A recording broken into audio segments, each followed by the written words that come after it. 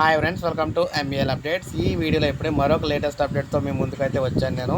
So దానికి సంబంధించిన పూర్తి వివరాలు కూడా మీకు ఎక్స్ప్లెయిన్ చేస్తాను. ఇక టాపిక్లోకి వెళ్ళిపోతాం మనం. ఏపీ అసెంబ్లీలో ఇప్పటివరకు 21 బిల్లు అయితే ఆమోదం పొందింది. శాసనసభ నిరవధిక వాయిదా అయితే వేయడం జరిగింది. సో శాసనసభను స్పీకర్ తమ్మినేని సీతారాం బుధవారం నిరవధికంగా వాయిదా వేశారు. 5 రోజుల పాటు జరిగిన 9వ శాసనసభ సమావేశాల్లో మొత్తం 21 బిల్లులు ప్రవేశపెట్టారు. సభ ఆమోదం తెలిపినట్లుగా స్పీకర్ అయితే ప్రకటించారు. ఒక బిల్లుకు అక్కడ సభ నుంచి వెనక్కి తీసుకున్నారన్నమాట.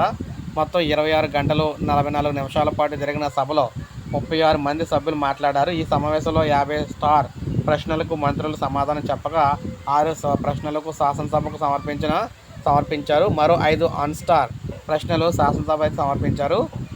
సో మొత్తం మేము చూసుకున్నట్లయితే ఇక్కడ మొత్తంగా 21 బిల్లు అయితే పాస్ చేయడం అయితే జరిగిందనమాట.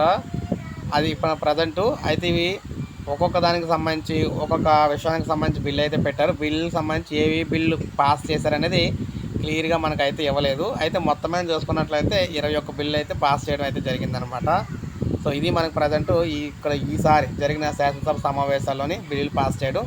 వీడియో నచ్చితే ఒక లైక్ చేయండి, సబ్స్క్రైబ్ చేసుకోకపోతే మన ఛానల్ సబ్స్క్రైబ్ చేసుకోండి.